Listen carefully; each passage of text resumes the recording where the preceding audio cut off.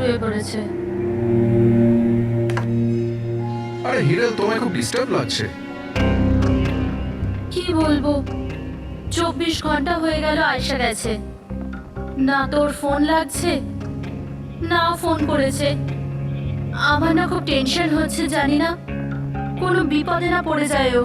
দেখো হিরাল, এখনো বড় হয়ে গেছে। আমার মনে হয় তুমি ওর মায়ের মতো রিয়াক্ট করছো। নিজের প্রবলেম নিজে সলভ করতে পারবে ও, ছোট বাচ্চা নয় ও। রোহান, এরকম কিভাবে বলতে পারো? ছোট বোনও আমার, আমি ওর জন্য টেনশন করবো না তো আর কে করবে? আর ওর আমাকে ছাড়া আর কে আছে এই দুনিয়াতে?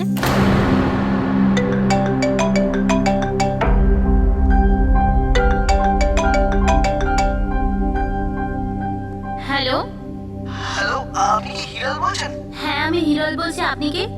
আমি মানিক। আমি আয়েশের সাথে কাজ করি। এখানে একটা বড় প্রবলেম হয়ে গেছে। প্রবলেম?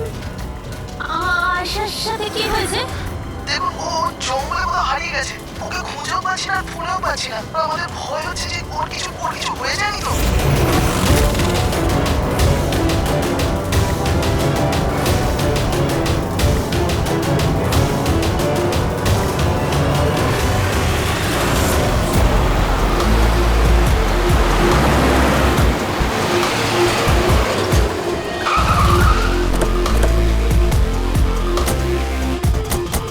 স্যার, ফরেস্ট ডিপার্টমেন্টের লোক ভেতরে আমাদের জন্য ওয়েট করছে, আর আয়েশার ক্রু মেম্বাররা অন দ্য ওয়ে। কিন্তু আপনারা এটা তো নিশ্চয়ই জানেন যে ওই লাশটা আয়শারই নাকি অন্য কারণ। আমি একটা জিনিস বলতে পারি, ও না স্কাই ব্লু কালারের টি শার্ট পরেছিল আর ব্ল্যাক কালারের কার্গো পরেছিল আর হাই পনিও পরেছিল।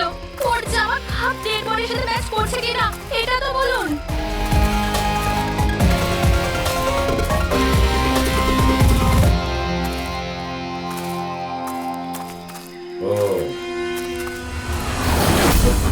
আপনি সেই অফিসার? Yes sir.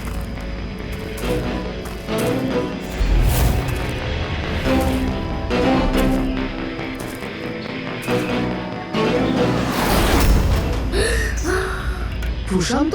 আরে এই তো প্রশান্ত। এক মিনিট, আপনারা কে আর ওকে কি করে চিনলেন? স্যার, আমি মানিক, আর আমরা সবাই আয়েশের সাথে কাজ করি। আরে প্রশান্ত আমাদের গাইড।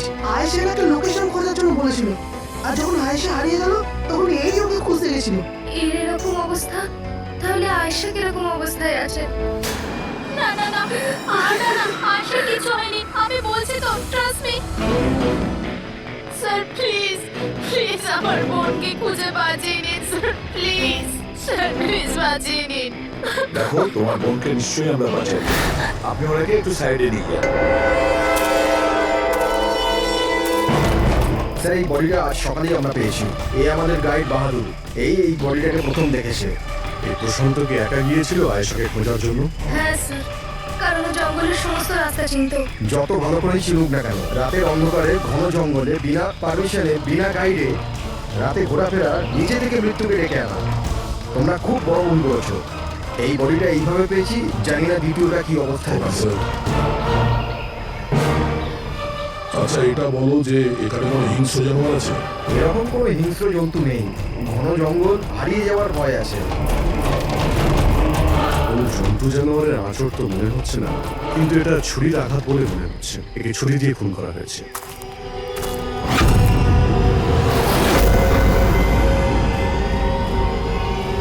স্যার, হ্যাঁ পুরবি, স্যার এই ক্যামেরাটা পেয়েছি এখানে। এটা তো আয়েশার ক্যামেরা। হ্যাঁ স্যার, এটা আয়শা 3 দিন আগে কিনেছিল। এটা চালিয়ে একবার দেখো তো। স্যার এটা অনই হচ্ছে না। কেন? এটার ব্যাটারি ডাউন স্যার, আর আমাদের কাছে ডিভাইসও নেই এটা চিপ ইনসার্ট করার জন্য। ও মাই গড। আপনারা এসব শেষ করুন, এগুলো পরে করবেন। আগে আমার বোনকে খুঁজুন। আপনারা বলছেন না কেন হারিয়ে গেছে? আমরা খুঁজবো। অনেক বড় জঙ্গল ম্যাডাম, কমসে কম 2 দিন লাগবে পুরো জঙ্গল খুঁজতে। হ্যাঁ স্যার, সূর্যাস্ত হওয়ার পর আমরা কিচ্ছু করতে পারবো না। আপনারা সার্চিং শুরু করে দিন, বাহাদুর আপনাদের নিয়ে যাবেন।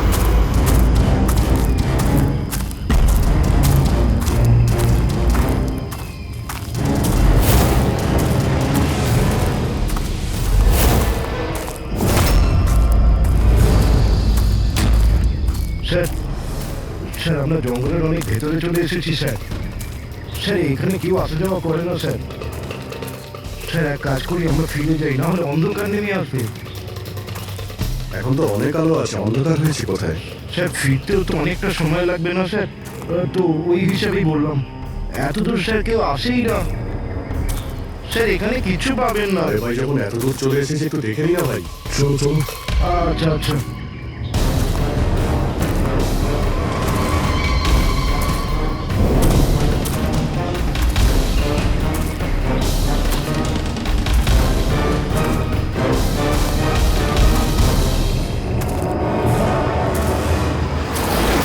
তোমরা এই জঙ্গলে ফিল্মের শুটিং করতে এসেছিলে আর শুধুমাত্র আয়েশাই নিখোঁজ হলো আর তোমরা ওকে খোঁজার চেষ্টাই করোনি। স্যার আমরা খুব ভয় পেয়ে গিয়েছিলাম, আর এখানে ওয়েব সিরিজ শুট করার আইডিয়া আয়েশারই ছিল।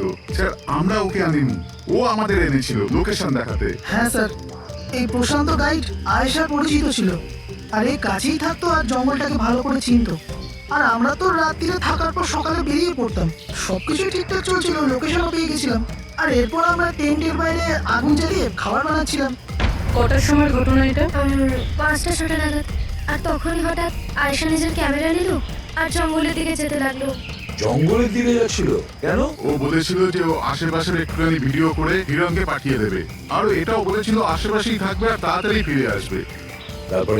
তারপর অনেকক্ষণ পর্যন্ত যখন এলো না, তখন আমাদের মনে হলো যে কিছু গন্ডগোল আছে। এর আগে আমরা কিছু করতাম কি, সেখানে প্রশান্ত চলে এলো। ও জানতে পারলো তো ও নিজেই খুঁজতে চলে গেল। আর ও আমাদের ওখানেই থাকতে বললো। ও বললো যে জঙ্গলটা খুব বিপজ্জনক আর আমাদেরও প্রাণের ঝুঁকি থাকতে পারে। ব্যাস এটা বলেই ও জঙ্গলে ঢুকে গেল স্যার।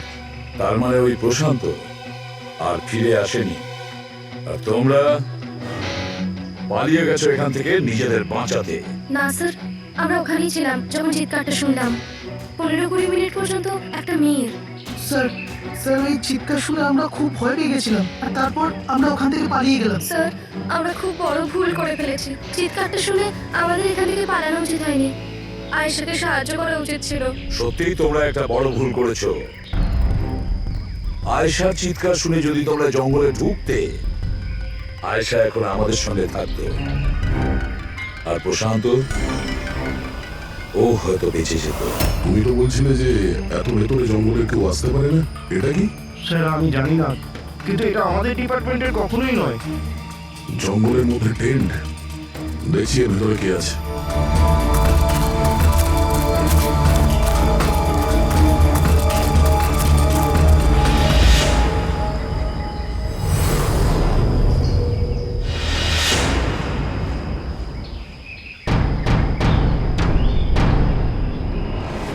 এই কাপড় তো দেখে মনে হচ্ছে কাটা হয়েছে। টেন্ট পিছন দিক দিয়ে কেটেছে, তার মানে সামনে কোনো বিপদ ছিল।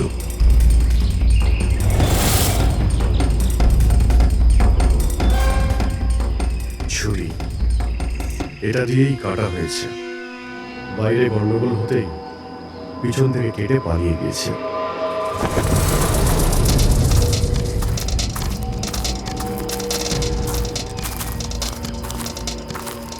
রাতে থাকার পুরোপুরি বন্দোবস্ত ছিল এখানে, বনফায়ার। এই আলু এখানে দেওয়া হয়েছিল। স্যার এত ভেতরে এত রাত্রে থাকার মতো কেউ পাগলই হবে স্যার, না হলে এত ভয়ঙ্কর জঙ্গলে রাতে থাকার কথা ভাববে কি? কোনো নেচার লাভার না কোনো খুনি। এই দেখো,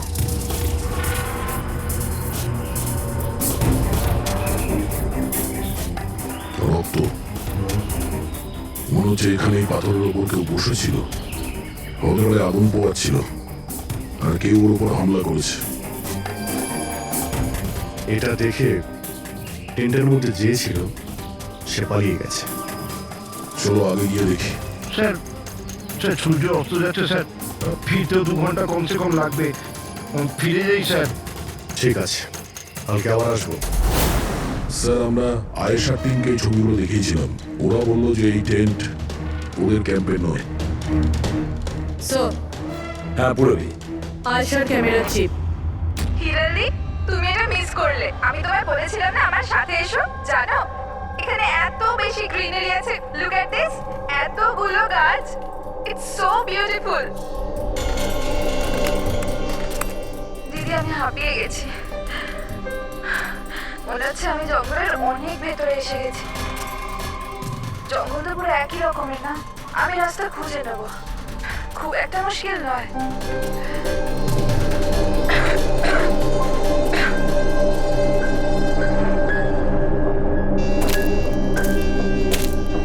কেউ আছে নাকি ওখানে? কে ওখানে?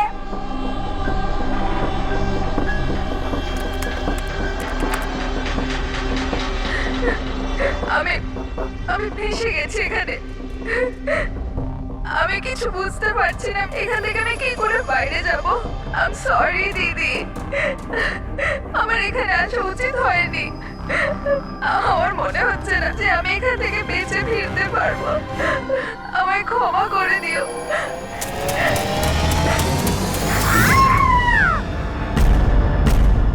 অভিজিৎ, যে কোনো পরিস্থিতিতে এই মেয়েটাকে ওই জঙ্গল থেকে উদ্ধার করতে হবে আমাদের।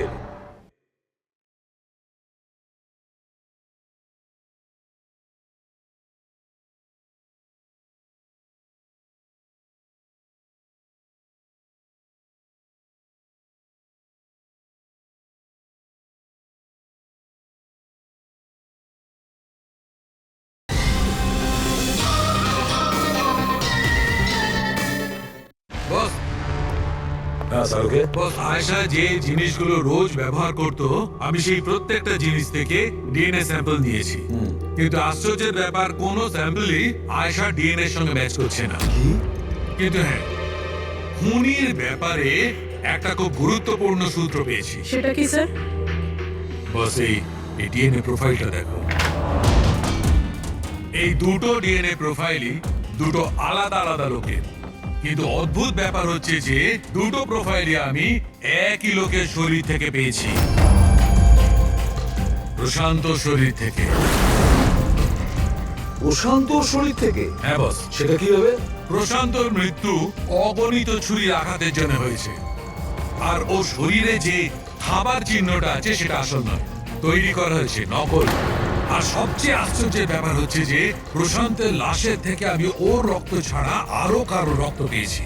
এখন এই রক্তটা কোনো পুরুষের না নারীর সেটা আমি বলতে পারবো না, কারণ ওই রক্তটা প্রশান্ত রক্তের সঙ্গে মিশে গেছে। কিন্তু একটা কথা ঠিক বস, এই রক্তটা তখনই বেরিয়েছে যখন প্রশান্ত রক্ত বেরিয়েছে। অভিজিৎ, দয়া, নিশ্চয়ই এটা খুনিরই রক্ত। খুনি প্রশান্তর উপর হামলা করে, আর তখন নিজেকে বাঁচানোর জন্য প্রশান্ত ওর সঙ্গে মারামারি করে, আর খুনির রক্ত প্রশান্ত শরীরে লেগে যায়। তবে খুনিরও গুরুতর আঘাত লেগেছে। সামান্য আঘাতে এত রক্ত বেরোবে না তার। তার মানে খুনির শরীরে এখনো আঘাতের চিহ্ন থাকা উচিত। আরো একটা কথা বস, কি? টেন্টের পাশে যে পাথরের উপর রক্তের ছাপ ছিল, সেই রক্তটা প্রশান্তরই। তার মানে পুরো ব্যাপারটাই ওই তাঁবুর আশেপাশে ঘটেছে।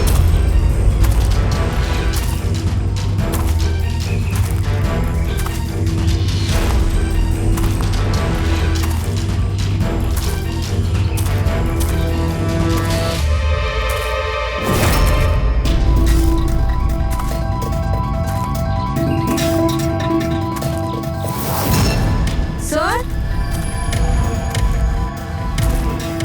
হ্যাঁ পুরবি? স্যার, এই জুতোটা পেয়েছি। তাহলে কি এই জুতোটা আয়শার না? তো এগিয়ে গিয়ে দেখি।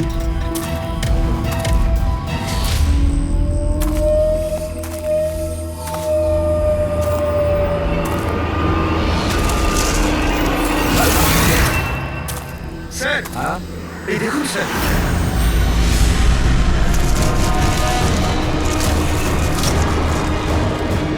ছুরি দিয়ে আঘাত করেছে স্যারের পিঠে 5 বার। ওকে একটু উল্টে দাও। এ তো আয়শা, ফেসটা তো পরিষ্কার দেখছি। অভিজিৎ, না কোনো আঘাতের চিহ্ন, না কোনো কাটা দাগ। কিন্তু ওই ভিডিওতে যে দেখলাম। হ্যাঁ স্যার, ভিডিওতে এর মাথায় আঘাত লেগেছিল, রক্ত বেরোচ্ছিল। এখানে তো আঘাতের কোনো চিহ্নই নেই, একদম পরিষ্কার। তার মানে হলো ওই ভিডিওটা নকল। মানে আয়েশা অ্যাক্টিং আর মেকআপ দিয়ে দেখানোর চেষ্টা করেছিল যে ওকে কেউ মারতে চাইছে, খুন করতে চাইছে। কিন্তু এটা কেন করবে? স্যার, কেউ হয়তো মজা করবে, আর না হলে কোনো ভয়ঙ্কর পরিস্থিতি থেকে বাঁচার জন্য নাটক করছে, আর দুটো অবস্থাতেই এর মিথ্যেটা সত্যি হয়ে যায়।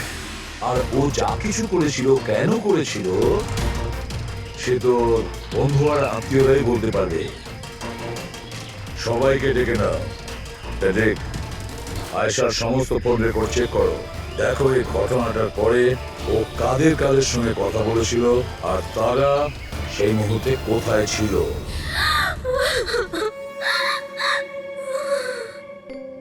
এরা আমাকে কেন ওকে দেখতে দিচ্ছে না? কি বাজে ভাবে মেরেছে আমার বোনকে। আর এরা বলছে যে ও নিজের মৃত্যুর নাটক করেছে, নিজের মার্ডারের নাটক। আর ওই নাটক সত্যি হয়ে গেছে। ভুল বলছে ওরা, মিথ্যে। আমাদের আয়েশা এরকম করতেই পারে না। আপনারা ভুল অভিযোগ করছেন।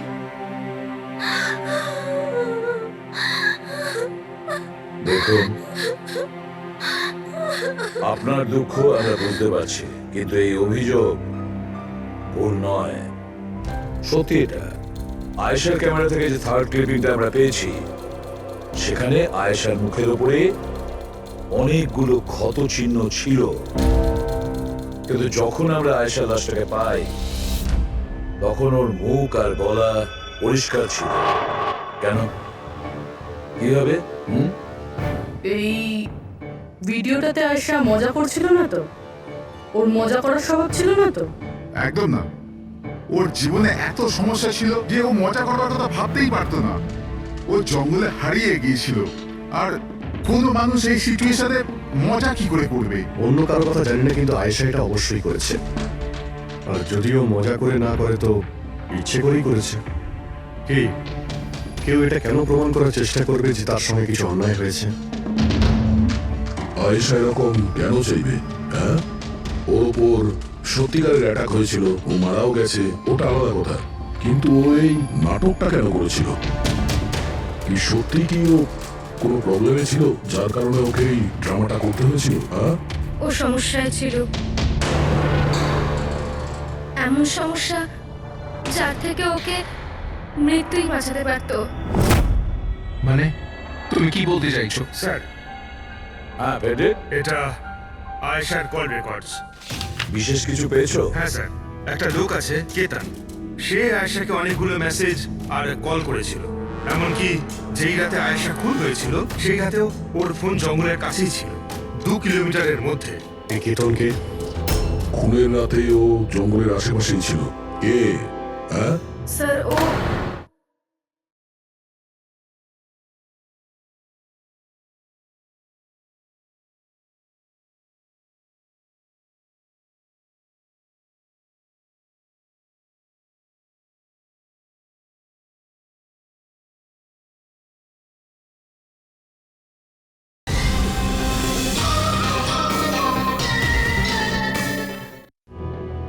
আয়েশার স্বামী।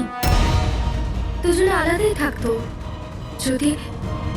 যদি আয়েশা ওর মৃত্যুর নাটক করে থাকে, তাহলে তার পেছনে কেতানের হাত থাকতে পারে। কেতান আয়েশার হাজবেন্ড, আর আপনাদের মধ্যে কেউ এই কথাটা আমাদের বলার প্রয়োজন মনে করলেন না? হ্যাঁ, কিন্তু কেতনের জন্য নিজের মৃত্যুর নাটক কেন করতে যাবে?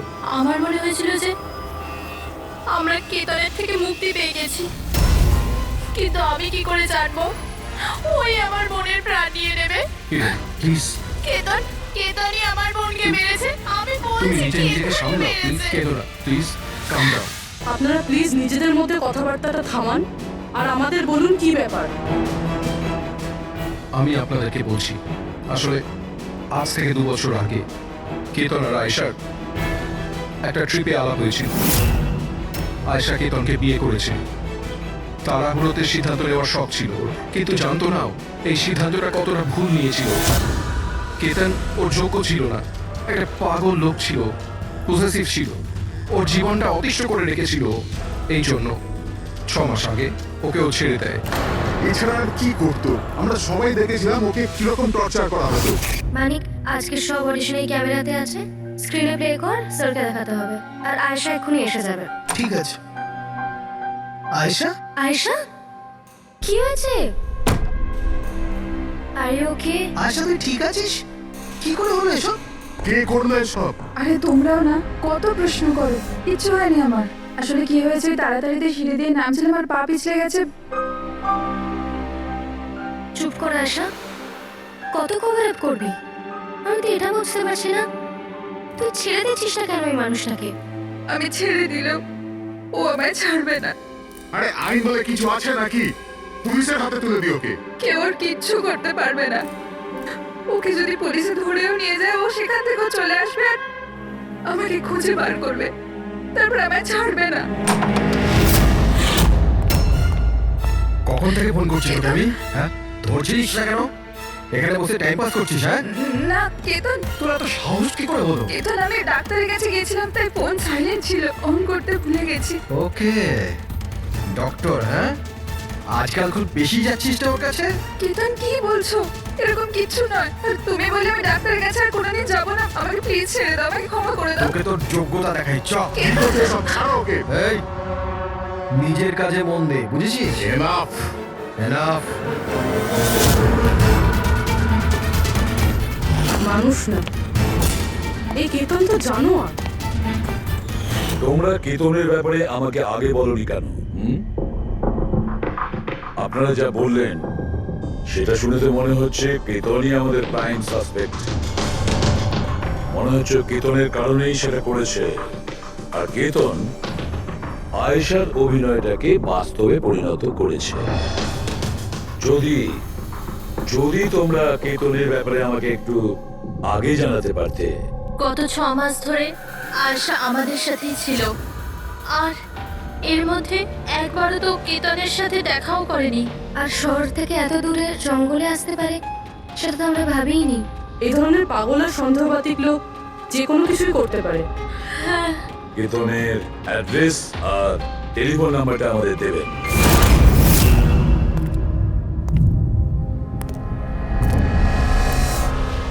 কেতন,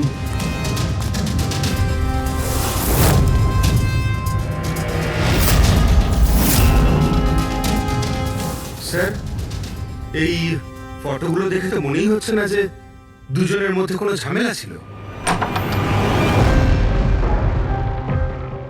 আপনারা? কেতন আয়েশার স্বামী। পুলিশ। সিআইডি।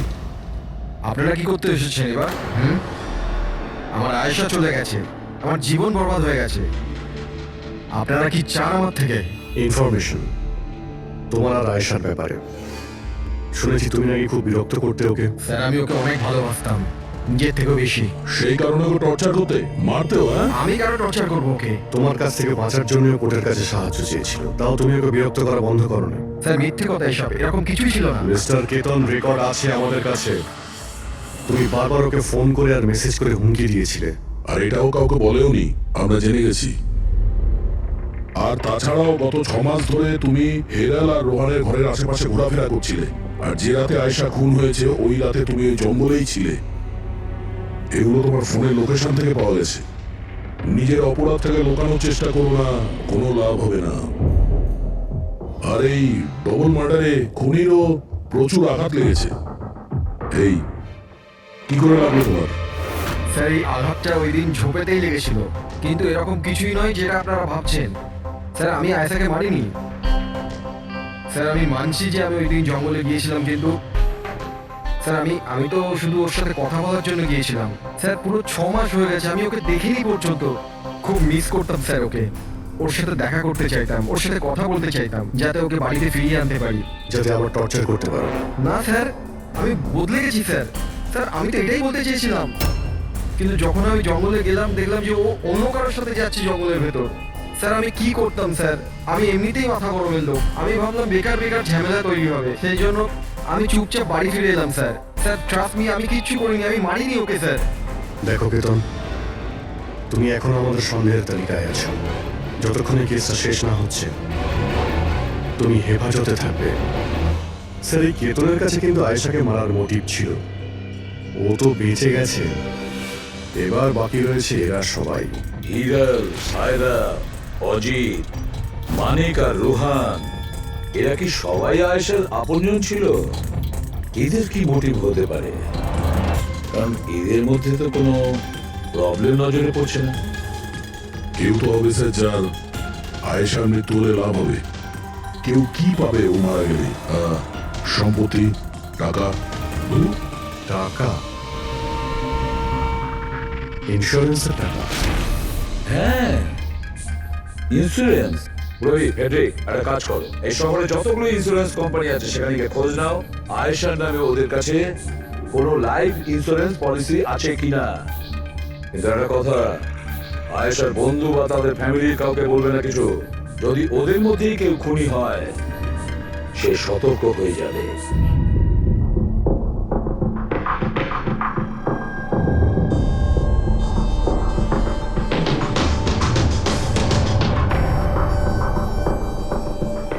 ওকে, থ্যাঙ্কস স্যার।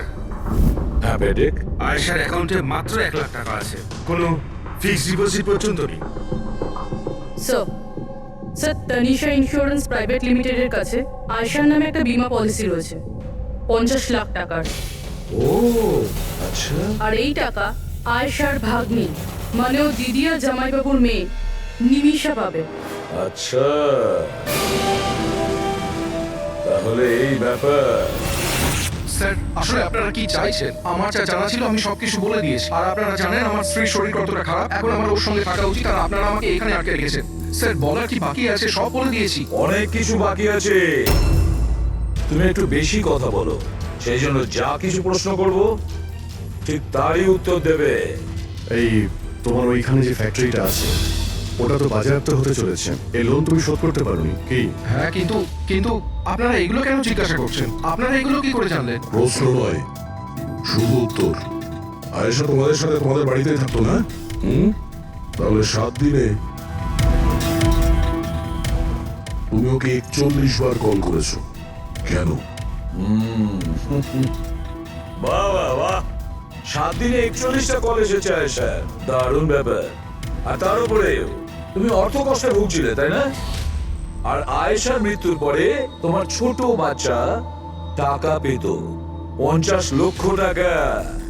আর ওই ছোট্ট নিরীহ শিশু, সে কি করে জানবে 50 লাখের ধর্ম? ও কিভাবে ব্যবহার করবে? আর ওই 50 লক্ষ টাকা তো ভোগ করতো বাচ্চাটার বাবা, মানে তুমি, রোহন। থামুন আপনারা, চুপ করুন। আপনাদের কথা মতো আমি আয়েশাকে মেরেছি। স্যার, আমার ওপর 15 কোটি টাকার লোন আছে। 50 লাখে আমার কিচ্ছু হবে না। আমি আয়েশাকে মারবো। আর ওটা যা ওর শরীরের ওপর থেকে খুনির রক্ত পাওয়া গেছে, আপনারা দেখতে পারেন আমার গায়ে কোনো চোটই লাগেনি, কারণ আমি ওখানে ছিলামই না। আমি কাউকে খুন করিনি। সব ঠিক করা ছিল, প্রশান্ত সবকিছু সামলানোর কথা ছিল। কি সামলে নিত? হ্যাঁ, প্রশান্ত কি সামলে নিত? বলো, প্রশান্ত কি সামলে নিত? স্যার, আমার ভুল হয়ে গেছে। আমার সবকিছু আপনাদের আগেই বলে দেওয়া উচিত ছিল। আমি ভয় পেয়ে গেছিলাম, খুব ভয় পেয়ে গেছিলাম। কোনটা বলার ছিল আগে? তাড়াতাড়ি বলো। আমি আয়েশার প্ল্যানে যুক্ত ছিলাম। আমরা শুধু ওকে মৃত দেখাতে চেয়েছিলাম। অ্যাকচুয়ালি ওর মরার কথা ছিল না। তার মানে আমাদের সন্দেহ ঠিক ছিল স্যার? সবকিছু ঠিক ছিল। ওই ভিডিওটা নকল ছিল, শুধু কেতনের থেকে বাঁচার জন্য ছিল। আর তুমিও এই প্ল্যানে জড়িত ছিলে। স্যার, কেতন আয়েশার জীবন অতিষ্ঠ করে দিয়েছিল। ও বেচারি চুপ থাকতো, কাউকে কিছু বলতো না। স্যার, একদিন লিমিট ক্রস করে গেল, সব সীমা ছাড়িয়ে গেল। ওর মনে হলো কেতন ওর জন্য কোনো বড় বিপদ হতে পারে। ও আমাকে বলেছিল স্যার, কেতন পাগল ছিল। পুলিশ বা ডিভোর্স ওর কেউ কিচ্ছু করতে পারতো না। আয়েশা ওটাকে পার্মানেন্ট মুক্তি পেতে চাইছিল, চিরদিনের জন্য। আমি হাঁপিয়ে গেছি জিজু। এখন তো ডিভোর্স আমাকে কেতনের থেকে বাঁচাতে পারবে না। যেটা আমায় ওই কেতনের হাত থেকে বাঁচাতে পারে সেটা শুধু আমার মৃত্যু।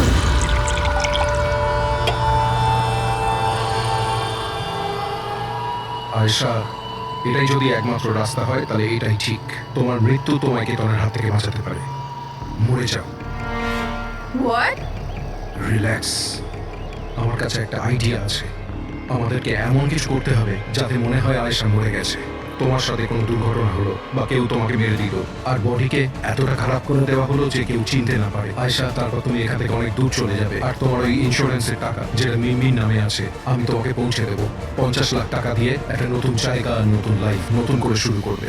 কিন্তু জিজু, আমি বেঁচে থাকাকালীন আমার লাশ কোথা থেকে আসবে? ওর জন্য টেনশন নিও না, আমি সবকিছু করে নেব। আমার এক বন্ধু আছে প্রশান্ত, ও আমার জন্য অনেক কাজ করে দিয়েছে।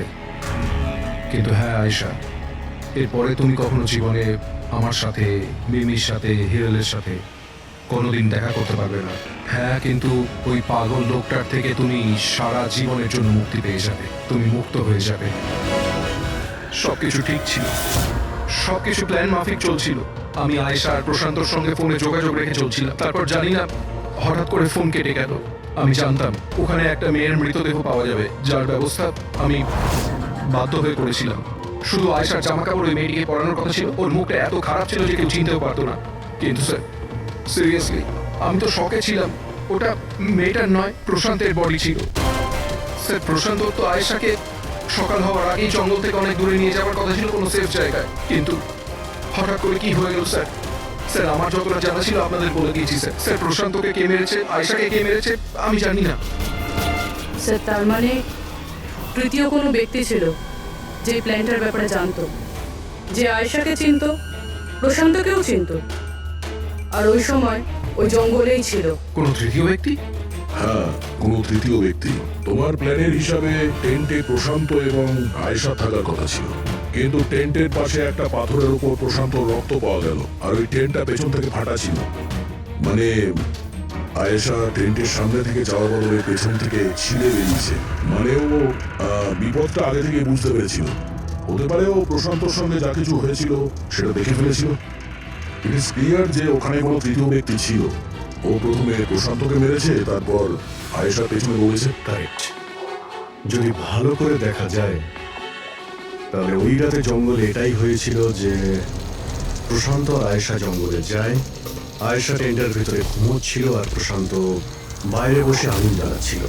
এর মধ্যে সেই তৃতীয় ব্যক্তি ওইখানে যায় আর প্রশান্তর সঙ্গে ঝামেলা বাঁধে, আর সেই ব্যক্তি ওর উপরে আক্রমণ করে আর আয়েশা টেন্টের পিছন দিয়ে পালিয়ে যায়। আর ওই ব্যক্তি প্রশান্তকে নির্মমভাবে হত্যা করে আর আয়েশার পিছনে ধাওয়া করে। তাহলে তৃতীয় ব্যক্তিটা কি, যে আমাদের প্ল্যানের ব্যাপারে জানতো আর জঙ্গলকেও ভালো করে জানতো, তাই এত রাতে টেন্টে পৌঁছেছিল? হ্যাঁ, এই সমস্ত চিন্তা আপনি করবেন না রোহন বাবু।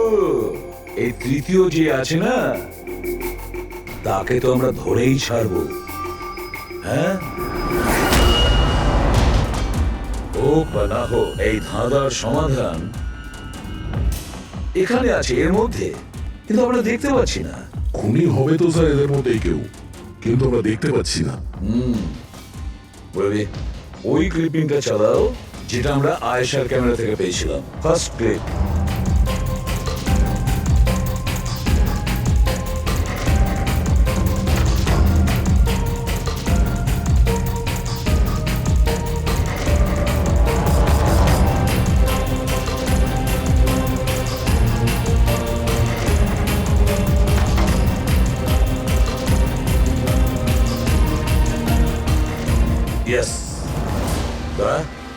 তুমি ঠিকই বলেছিলে, খুনি আমাদের সামনেই আছে, কিন্তু আমরা দেখতে পাচ্ছি না।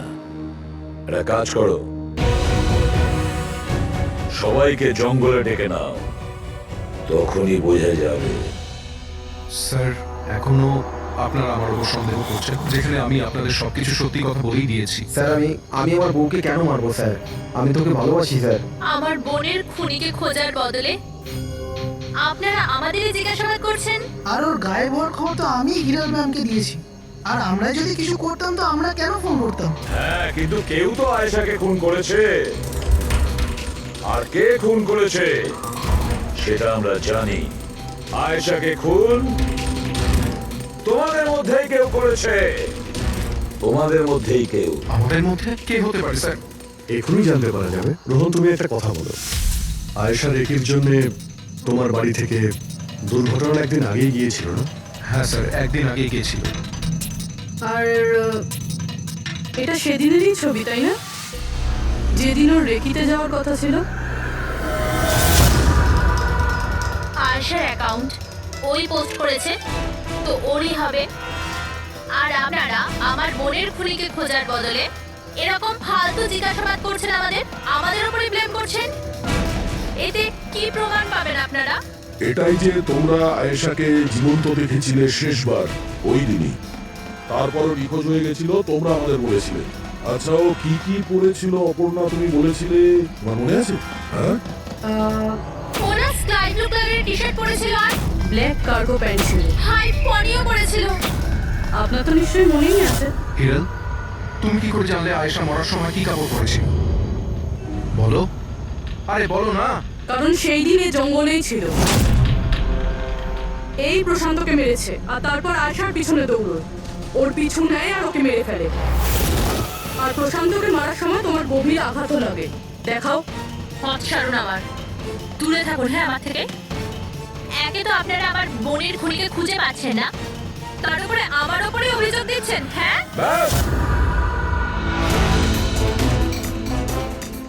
অনেক অভিনয় করেছো, এবার ঠিক করে বলো কেন মেরেছো তুমি আয়েশাকে? হ্যাঁ, আমি মেরেছি আয়েশাকে। আমি মেরেছি আয়েশাকে।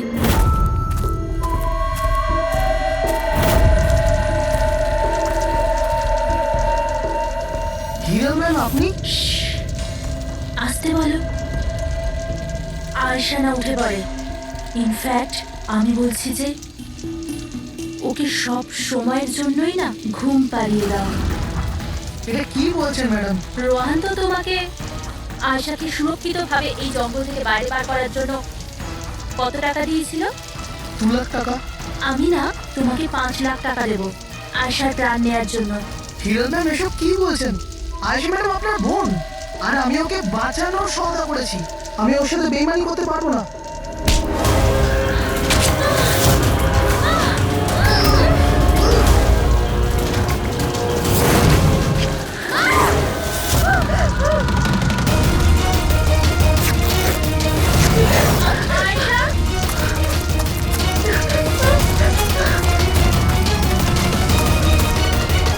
আয়েশা,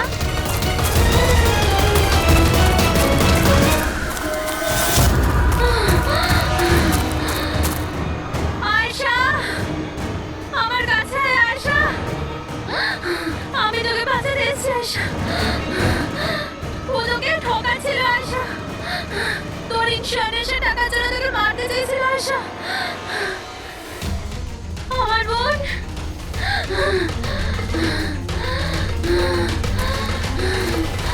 আয়েশা, সরি দিদি, আমি কিচ্ছু জানতাম না এই ব্যাপারে। সরি, আমার জন্য তোমার এত কষ্ট হলো। আমি জানতাম না যে জিজু এরকম কিছু করছে। আই এম সো সরি দিদি। আমার বোন। সরি দিদি। তুই সরি বলিস না। হ্যাঁ, এটা তো আমার বলা উচিত। কেন দিদি? I am sorry. কেন কেন মেরেছো তুমি তোমার বোন আয়েশাকে? আপনারা জানেন না আয়েশাকে, ও সবসময় না সবার প্রিয় হয়ে এসছে। ভালোবাসার আয়েশা, সবাই ওকে ভালোবাসতো, আমাকে নয়। মা, বাবা, আমার সব বন্ধু, ইনফ্যাক্ট রোহান, আমার মেয়ে নিম্মিও আমার থেকে বেশি ওকে ভালোবাসতো। ও রোহানকে আমার থেকে ছিনিয়ে নিতে চেয়েছিল। আমি রোহান আর নিম্মিকে নিজের থেকে দূরে যেতে দেখতে পারতাম না। না, আপনি বলুন আমি কি করতাম? আমি ভাবলাম সবসময় ও আমাকে হিংসা করে না, জিতেওছে সবসময়। না থাকবে আয়েশা, আর না থাকবে ওর জিত। এর জন্য মেরে ফেলেছি আমি ওকে। হিরণ, তুমি এটা কি করে করতে পারো? আরে আয়েশা তোমার ছোট বোন ছিল, আমাকে বড় দাদার মতো দেখতো। আমি ওর সাথে এগুলো কখনো স্বপ্নতেও ভাবতে পারি না। আমার লজ্জা লাগে তোমাকে আমার স্ত্রী বলতে। রোহান, তোমার ভুল নেই এতে। সব ভুল ওই আয়েশার। ওই সব করছিল। ও না তোমাকে আমার থেকে ছিনিয়ে নিতে চেয়েছিল, কিন্তু এখন তো এটা হবেই না। এবার তো তোমাকে কেউ আমার থেকে কেড়ে নিতে পারবে না। খুব বড় ভুল করেছো তুমি। তোমার সন্দেহ, তোমার ইনসিকিউরিটি একটা নিরীহ মানুষের প্রাণ নিয়েছে, প্রশান্ত গাইডের। আর তাছাড়াও তুমি তোমার আপন বোনকেও মেরেছ। আইন তোমাকে কঠোর থেকে কঠোরতম শাস্তি দেবে।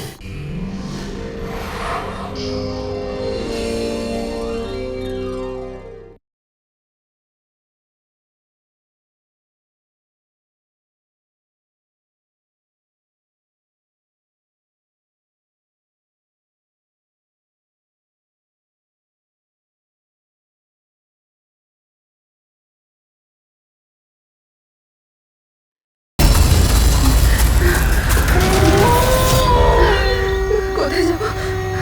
জঙ্গলে এসে গেছি। আমি বাড়ি যাবো।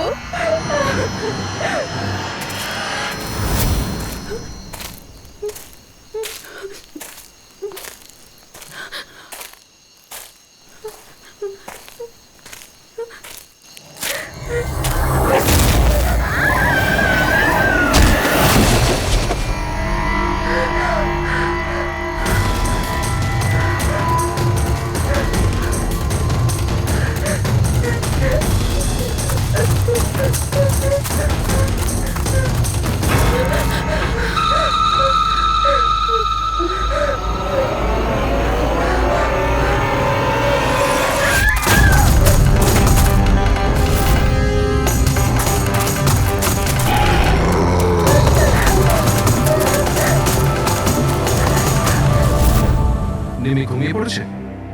হ্যাঁ, শুয়ে পড়েছে। আরে হিরেল, তোমায় খুব ডিস্টার্ব লাগছে। কি বলবো, 24 ঘন্টা হয়ে গেল আয়শা গেছে, না তোর ফোন লাগছে না ও ফোন করেছে। আমার না খুব টেনশন হচ্ছে, জানি না কোনো বিপদে না পড়ে যায় ও।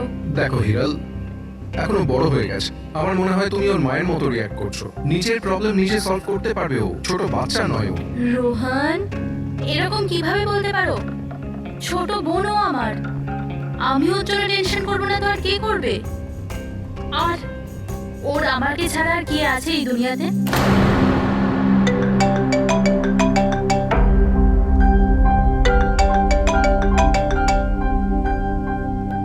হ্যালো হ্যালো, আপনি কি হিরাল বলছেন?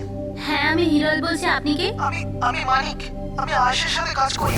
এখানে একটা বড় প্রবলেম হয়ে গেছে। প্রবলেম? আয়শার সাথে কি হয়েছে? দেখুন, ও জঙ্গলে কোথাও হারিয়ে গেছে। ওকে খুঁজেও পাচ্ছি না, ফোনেও পাচ্ছি না। আমাদের ভয় হচ্ছে যে ওর কিছু হয়ে যায়নি তো।